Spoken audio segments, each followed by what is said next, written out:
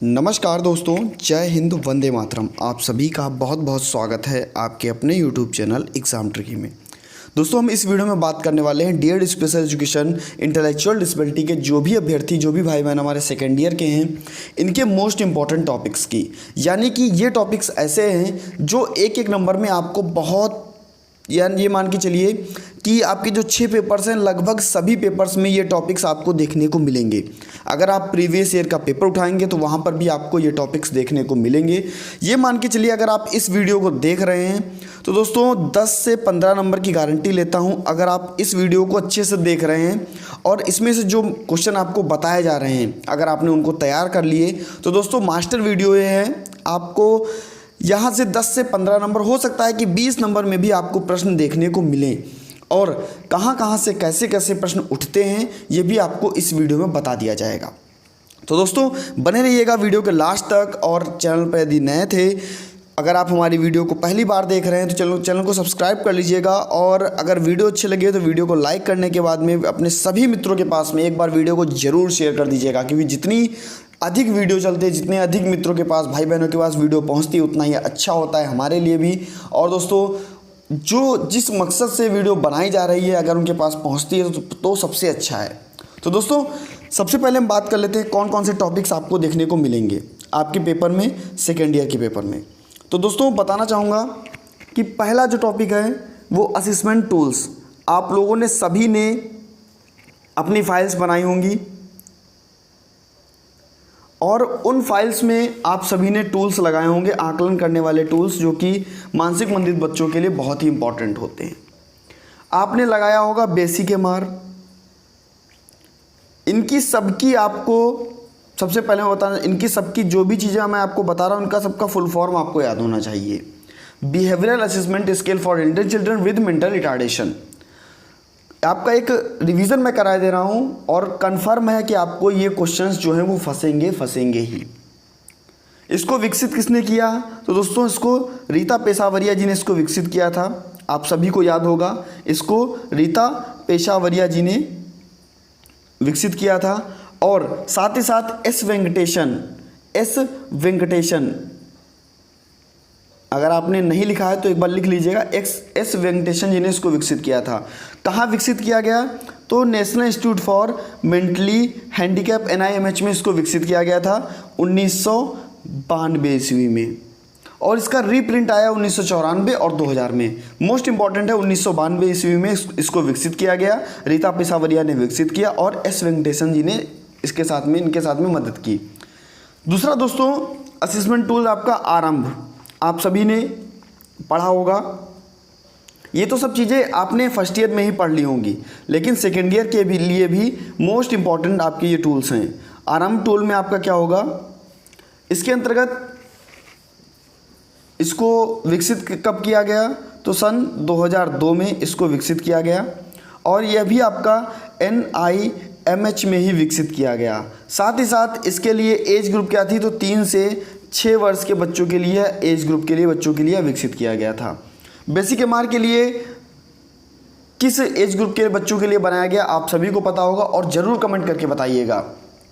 इसको आप ज़रूर कमेंट करके बताइएगा। इसको आरंभ को विकसित किसने किया? तो इसको भी दोस्तों इसको विकसित किया जयंती नारायण ने।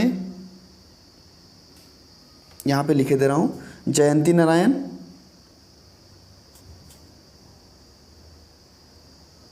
जयंती नारायण ने और शैलजा राय ने और लक्ष्मी ने, ये 3 लोग थे इसको विकसित करने के लिए। इसके बाद में मोस्ट इंपॉर्टेंट लगाइएगा ग्लैड, जो कि काफ़ी बार पेपर में पूछा गया है। Glad GLAD, grade level assessment device, जिसको विकसित किया आपका जयंती नारायण ने।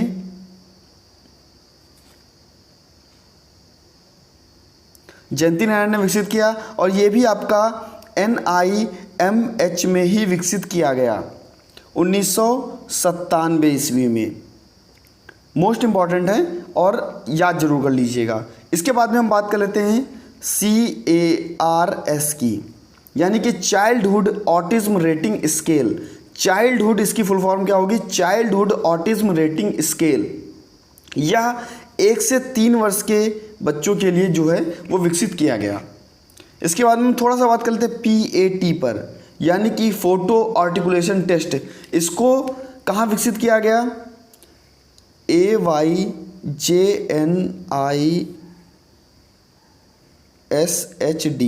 अली यावर जंग national institute for speech and hearing disability दिव्यांगजन, जो कि है आपका मुंबई में, इसको विकसित किया गया 1988 ईस्वी में। और इसके बाद में अगर हम बात कर लेते हैं नेक्स्ट आपके असेसमेंट टूल की, तो वहाँ पर बात होगी MDPS की। कितने क्षेत्र हैं बेसिक MR में, आप सभी को बताने हैं कितने क्षेत्र बेसिक MR में हैं। क्या ऑप्शन मैं आपको दे दे रहा हूँ, क्या 7 क्षेत्र हैं, 6 हैं, 5 हैं या 8 हैं? बेसिक MR में कितने क्षेत्र हैं? और दोस्तों बेसिक MR प्रत्येक क्षेत्र के अंतर्गत कितने कौशल हैं, ये भी आपको बताना है। कमेंट सेक्शन में जाइएगा और ज़रूर बताइएगा। दोस्तों अब हम थोड़ा सा बात कर लेते हैं MDPS पर। आप सभी को पता होगा मद्रास डेवलपमेंटल प्रोग्रामिंग सिस्टम, इसका जो है वो पूरा नाम है मद्रास डेवलपमेंटल प्रोग्रामिंग सिस्टम। तो दोस्तों इसको विकसित किसने किया था? प्रोफेसर जयचंद्रन ने और P विमला जी ने इसको विकसित किया। और इसके अंतर्गत कितने क्षेत्र आते हैं MDPS के अंतर्गत? ऑप्शन दे दूं, क्या 18 क्षेत्र आते हैं या 19 क्षेत्र आते हैं, 20 क्षेत्र आते हैं या 21 क्षेत्र आते हैं? कितने क्षेत्र आते हैं MDPS के अंतर्गत, आपको कमेंट सेक्शन में बताना है। साथ ही साथ इसको विकसित कब किया गया? तो 1975 ईस्वी में इसको विकसित किया गया। इसके बाद में 1978, 1982, 1986, 92 और 95 में इसके जो नए एडिशंस थे वो आते रहे। इसके बाद में अगर हम बात कर लेते हैं VAPS की, और मोस्ट इंपॉर्टेंट लगा लीजिएगा VAPS को, पूछा गया प्रश्न है, MDPS भी पूछा गया है, वोकेशनल असेसमेंट प्रोग्रामिंग सिस्टम। इसको दोस्तों थेरेसा कुट्टी जी ने इसको विकसित किया। थेरेसा कुट्टी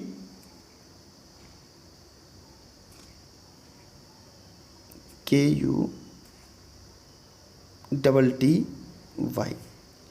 और ये भी आपका NIMH में विकास किया गया और 1998 में। इसके बाद में आपने उपनयन के बारे में पढ़ा होगा। उपनयन जय कृष्णा स्वामी जी ने विकसित किया, 1989 ईस्वी में विकसित किया और 0 से 2 वर्ष के बच्चों के लिए विकसित किया गया था। मोस्ट इंपॉर्टेंट थे ये आपके टूल्स।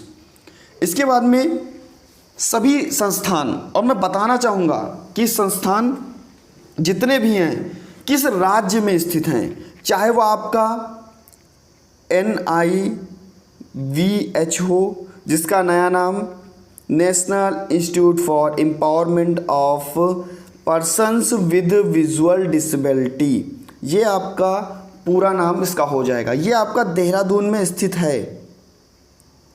लेकिन पिछली बार पेपर में क्या पूछा गया, ध्यान दीजिएगा, पिछली बार देहरादून ऑप्शन में नहीं दिया, पिछली बार उत्तराखंड ऑप्शन में दे दिया।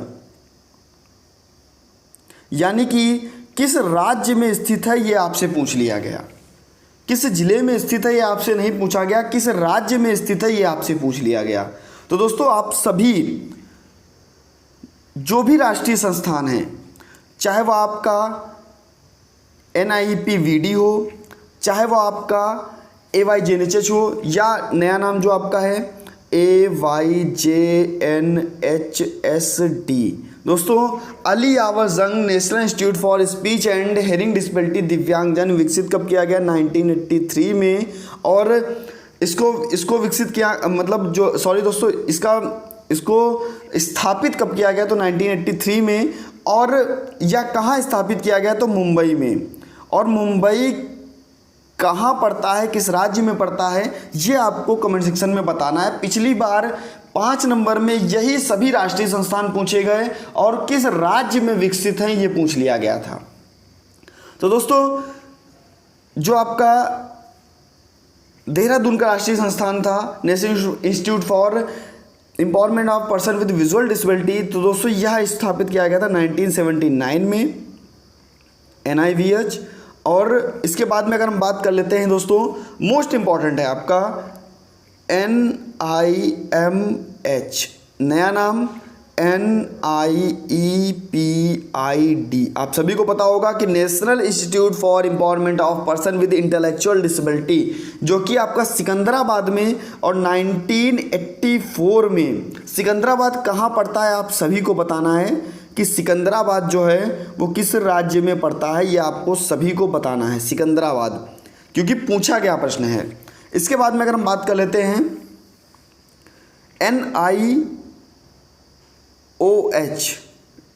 या इसका नया नाम NILD यानी कि national institute for locomotor disability 1978 में विकसित किया गया। और कहाँ विकसित किया गया आप सभी लोग कमेंट सेक्शन में जाकर के बताइए, क्योंकि ये सभी जो आपको क्वेश्चंस थे वो पढ़ाए हुए क्वेश्चंस हैं, केवल यहाँ पर आपका रिवीजन कराया जा रहा है। इसके बाद में अगर हम बात करते हैं पंडित दीनदयाल उपाध्याय की, यानी कि PDUNIPPD, यानी कि Pandit Deendayal Upadhyaya national institute for person with physical disability, जिसको दोस्तों जिसको स्थापित किया गया न्यू दिल्ली में और 1975 ईस्वी में इसको स्थापित किया गया। मोस्ट इंपॉर्टेंट है। इसके बाद में हम अगर स्वामी विवेकानंद की अगर बात कर लेते हैं, यानी कि Swami Vivekananda national institute for rehabilitation training and research, तो दोस्तों यह आपका 1975 में विकसित किया गया और कहाँ, कटक में। और कटक कहाँ है आप लोगों को बताना है।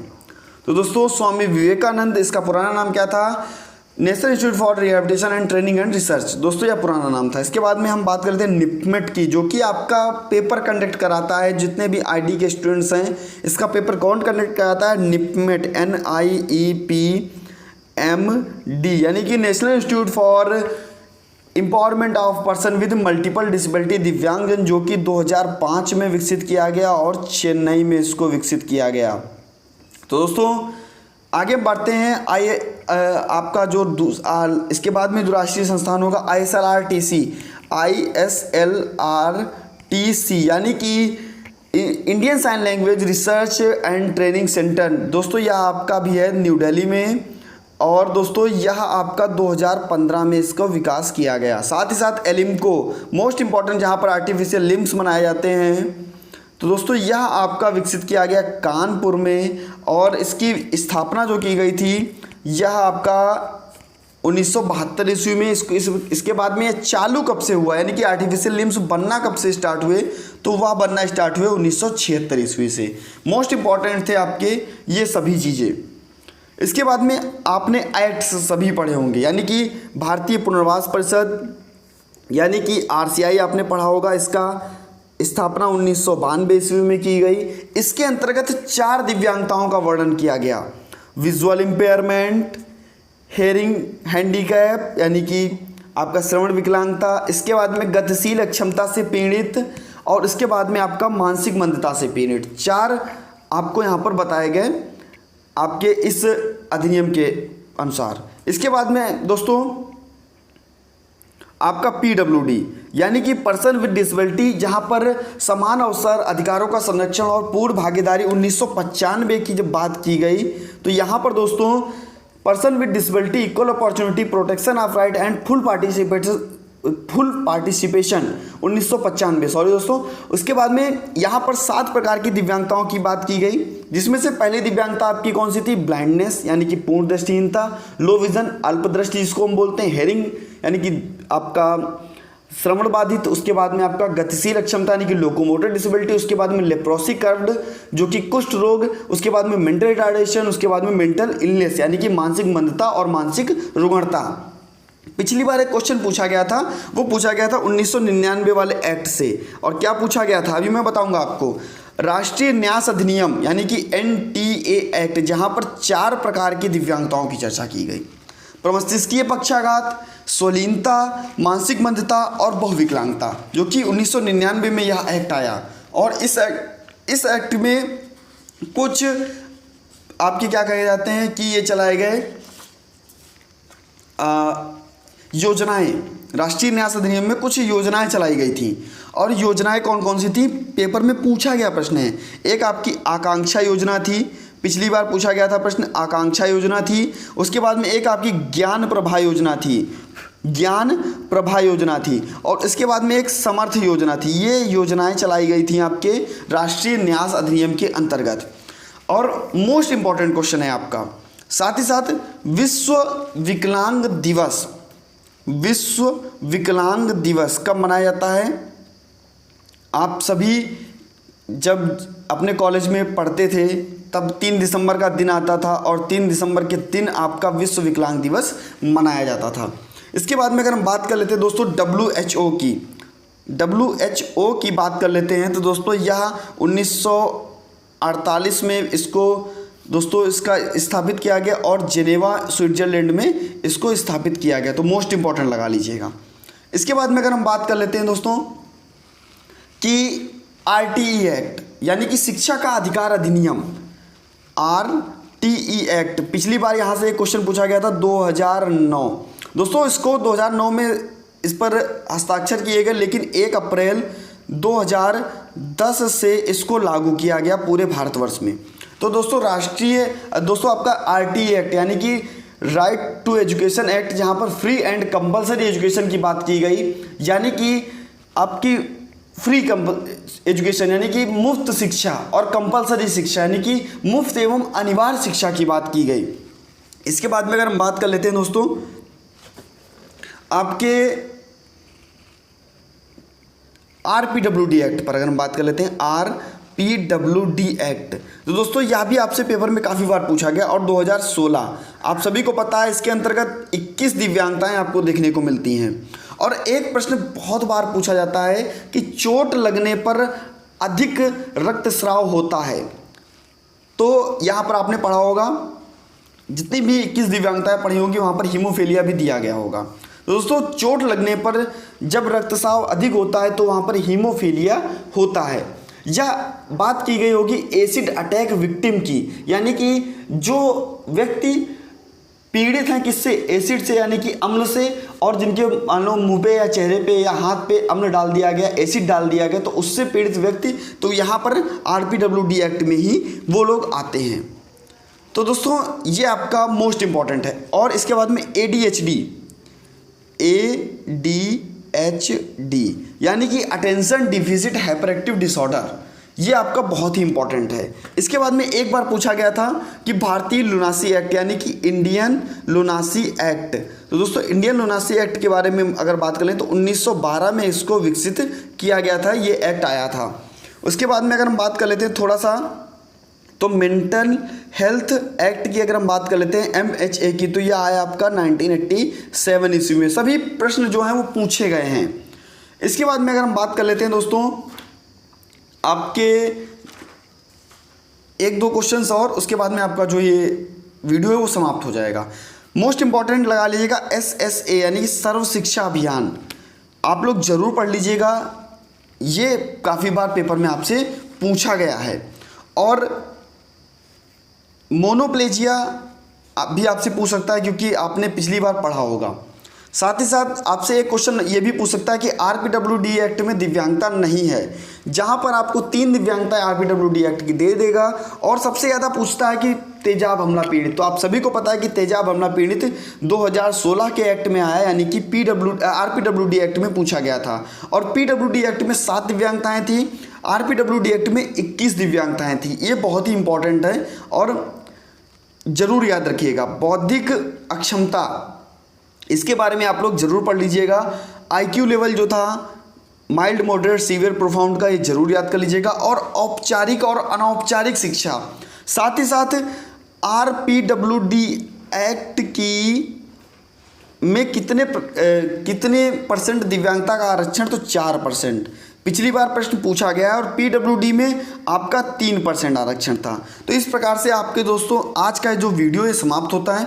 आशा है सभी को वीडियो अच्छा लगा होगा। और ये जो प्रश्न आपको इस वीडियो में बताए गए हैं, तो आप सभी से निवेदन है कि इन सभी प्रश्नों को एक बार जरूर तैयार कर लीजिएगा और वीडियो को अपने सभी मित्रों के पास जरूर शेयर कर दीजिएगा। ये प्रश्न आपको जरूर आपके पेपर्स में देखने को मिलेंगे।